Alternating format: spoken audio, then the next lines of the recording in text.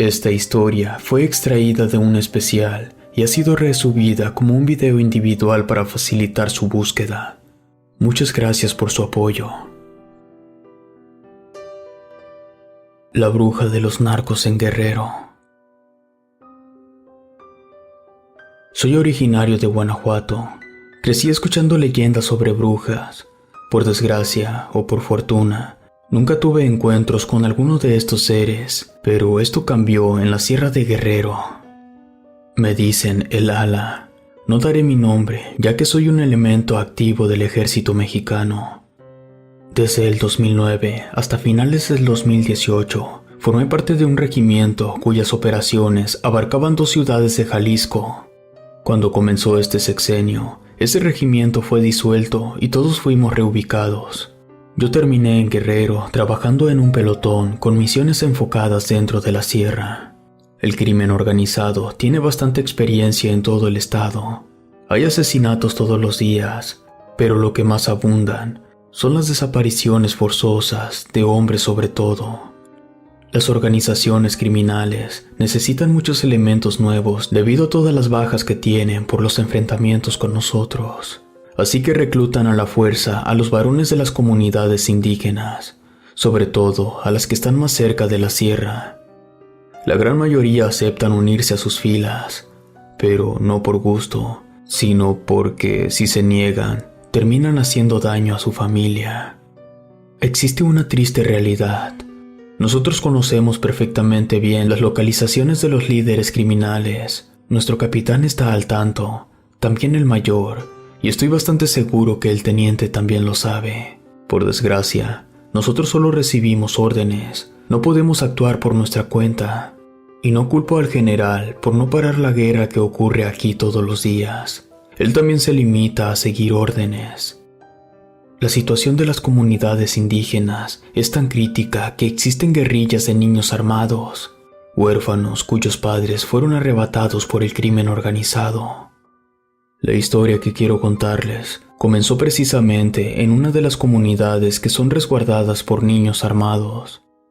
Nos dirigimos a quemar una zona de siembra bastante profundo en la sierra. Teníamos que pasar por esa comunidad. Cuando llegamos, descubrimos que acababa de ocurrir un enfrentamiento entre la guerrilla de niños y alguna cédula del crimen organizado. Había varios muertos. El líder de la guerrilla nos dijo que no habían podido abatir a ningún enemigo, que las balas los atravesaban sin hacerles ningún daño, y que eso era obra de brujería. Nos sorprendió bastante lo que nos había contado, o al menos a mí me dejó pensando. Avisamos al cuartel sobre lo ocurrido y nosotros proseguimos a la sierra para llegar a la zona de siembra. Éramos 30 elementos divididos en 3 vehículos y llegamos al sembradío a mediodía. Quemamos lo que teníamos que quemar. Cuando íbamos de regreso, una camioneta nos cerró el paso y comenzó a disparar. Respondimos el fuego, pero no les hacíamos daño. Era imposible que todos estuviéramos fallando. Entonces el teniente dio la orden de embestirlos. Los 3 vehículos aceleraron, atropellando a algunos criminales y embistiendo la camioneta, tirándola por un barranco. Revisamos los cuerpos y ninguno tenía impactos de bala. Eso era imposible. Alguien comentó aquello que había dicho el líder de los niños sobre que las balas los atravesaban sin hacerles daño. Regresamos a la base con algunos compañeros heridos, pero nada grave. Dimos nuestro informe esperando que nos llamaran la atención, pero no fue así. El coronel nos dijo que ya había recibido un par de reportes sobre situaciones peculiares con el crimen organizado. 2 reportes previos más, el de los niños y el de nosotros, formaban un cuadrante en la sierra al que tendríamos que adentrarnos para descubrir qué era lo que estaba pasando. La mañana siguiente hicimos la primera incursión en el cuadrante. Encontramos una casa de seguridad. Con el primer disparo vimos que sí podíamos herirlos, así que eliminamos a todos, menos a uno para poder interrogarlo. Mientras algunos compañeros interrogaban amablemente al prisionero, otros 3 y yo fuimos a explorar el perímetro. Encontramos un altar bastante macabro. Había muchas figuras y máscaras de demonios. En el centro del altar había un pilar donde descansaba una pirámide blanca que en lugar de tener punta tenía una cabeza de una cabra negra. Había 2 cajas llenas de estrellas de 6 puntas hechas con huesos. Lo que más me perturbó fue que detrás de la pirámide había un pedestal con restos humanos. Volvimos a donde estaba el prisionero, ya que estaba más cooperativo. Le preguntamos sobre el altar, y lo que nos dijo fue que cada tercer día se reunían ahí para hacer sacrificios humanos. Dijo que le pedían a la Santa Muerte y al diablo que les fuera bien en el negocio, incluso que les ayudaran en los enfrentamientos. No podíamos creer lo que estábamos escuchando, pero luego de la tortura que se le dio al prisionero, dudo que le quedaran ganas de mentir. Le preguntamos el por qué cada tercer día. No quería responder, pero unos momentos después se le volvió a aflojar la lengua. Dijo que se hace así porque la bruja les dijo que la inmunidad a las balas solo dura 2 atardeceres, y luego tienen que esperar al atardecer del día siguiente para volver a pedirle favores a la Santa Muerte y al diablo. En ese momento informamos lo que habíamos descubierto y lo que el prisionero había dicho. El mayor pidió que le sacáramos la ubicación de los otros altares y que después quemáramos el altar, y sobre el prisionero dijo que no era necesario que viviera. Le sacamos la ubicación de otros 5 altares con sus respectivas casas de seguridad. Todas las localizaciones estaban dentro del cuadrante que ya habíamos establecido.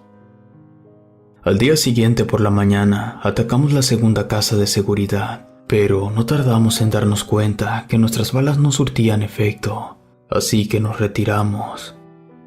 Si lo que el prisionero nos había dicho era cierto, tendríamos que esperar a que pasara el atardecer del día siguiente para poder atacar. Así lo hicimos. Fuimos en la noche y pudimos acabar con todos y quemar el altar. Al día siguiente por la mañana, atacamos la tercera casa de seguridad. Nos esperamos al anochecer del tercer día para atacar la casa y al amanecer la quinta. En cuanto llegó el atardecer, estuvimos esperando un ataque por parte del crimen organizado. Este ataque nunca llegó. Era extraño. Nosotros al tercer día iríamos y destruiríamos todo su altar. Pero en la noche llegó al cuartel un niño pidiendo hablar con el coronel. No sé exactamente qué fue lo que el coronel habló con el niño, pero no tengo duda que estaba relacionado con los altares y con la bruja, porque cuando el coronel nos mandó a hablar, dijo que había recibido órdenes de un teniente del cuerpo para que dejáramos el asunto de los altares y siguiéramos con la quema de plantíos. Como dije antes, nosotros nos limitamos a seguir órdenes. Durante 4 meses quemamos casi 30 zonas de siembra. Un día llegó la Guardia Nacional al cuartel. Nos llamaron de uno por uno a declarar a todos los involucrados en la quema de los altares. Esto tardó al menos 4 días. Resulta que un par de semanas atrás habían tenido un enfrentamiento con un cártel en Oaxaca, cuyos integrantes eran inmunes a las balas. Su investigación los llevó hasta nosotros y los altares. La Guardia Nacional fue en busca de los altares que habíamos quemado y los encontraron como nuevos. Los habían vuelto a levantar. Las casas de seguridad estaban abandonadas, pero todo indicaba que seguían haciendo sus rituales cada tercer día, porque encontraron restos humanos frescos. Nosotros ya no nos involucramos, pero nuestro capitán nos mantenía al tanto de los movimientos de la Guardia Nacional. Ellos llegaron a la conclusión que la quema de altares era una pérdida de tiempo, que la única forma de poner fin a esas prácticas era ir a cazar a la bruja. Debo de admitir que la seriedad con la que estaban tratando el asunto me sorprendió. Era como si la Guardia Nacional ya hubiera tratado antes con brujas. Se adentraron en la sierra y estuvieron ahí casi 24 horas. Cuando regresaron al cuartel, traían con ellos el cadáver de la bruja. Era una vieja. Su cuerpo estaba en un estado raquítico extremo.